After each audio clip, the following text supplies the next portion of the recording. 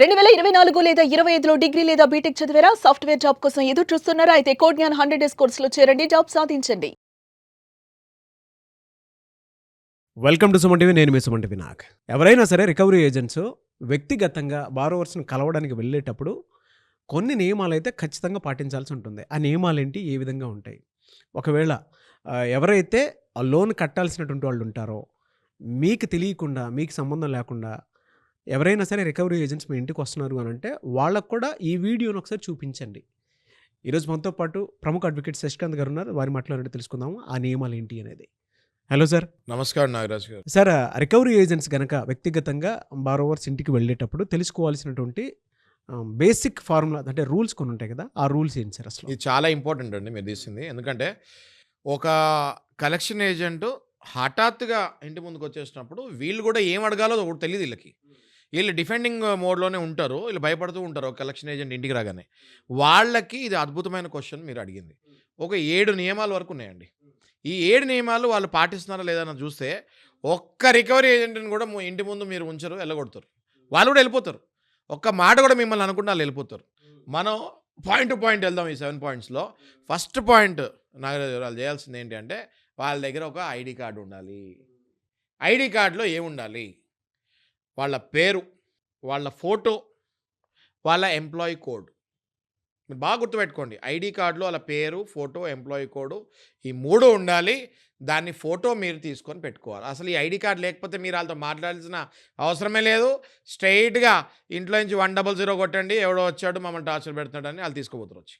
ఇంకోటి next second point Nagaraju గారు, ఎవరైనా కూడా కలెక్షన్ ఏజెంట్ బారోవర్ అంటే అప్పు చేస్తున్న వ్యక్తికి ఇన్ఫార్మ్ చేసి రావాలి.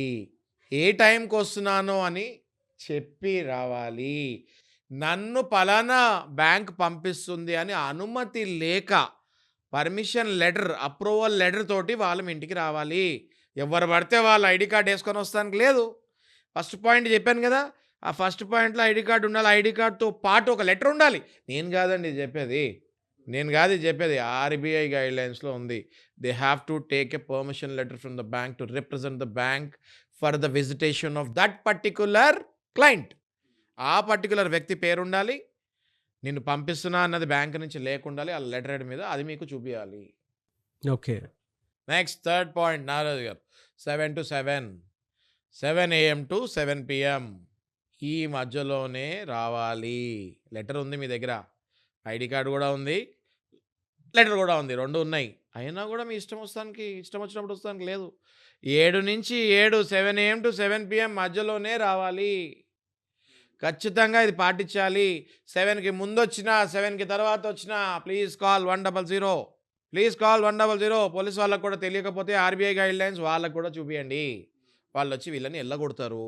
నెక్స్ట్ ఫోర్త్ పాయింట్, శాంతియుతంగా వ్యవహరించాలండి. నాగరాజు గారు వచ్చారా, మీ పేరేంటండి, కరెక్టేనా, ఇది మీరేనా, అప్పు తీసుకున్నారు కదా, ఒక ఈఎంఐ బౌన్స్ అయింది, మీరు కట్టాలి. అంతేగాని కట్టవా, తిన్నావా, తింటాం తెలుసు, కడతాం తెలీదా, ఇట్లాంటి మాటలు మాట్లాడితే మళ్ళీ అది violation of RBI fair practising code.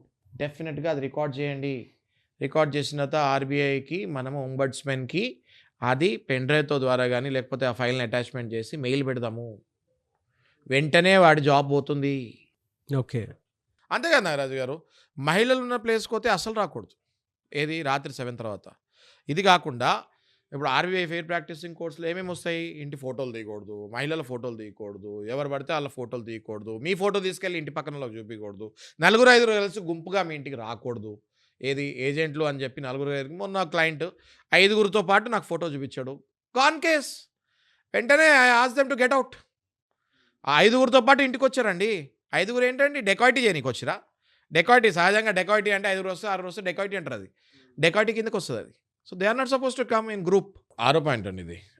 Agent మాట్లాడేటప్పుడు, మహిళలతో మాట్లాడేటప్పుడు డిస్టెన్స్ మెయింటైన్ చేయాలి.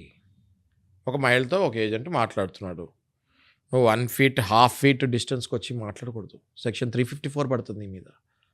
ఓకే, అసభ్యంగా మాట్లాడితే, మిస్కండక్ట్ చేస్తే నీ మీద క్రిమినల్ యాక్షన్ తీసుకుంటారు. మహిళల్ని తాకావంటే మాత్రం అవుట్. అంటే కలెక్షన్ వాళ్ళకి చెప్తున్నా ఇది.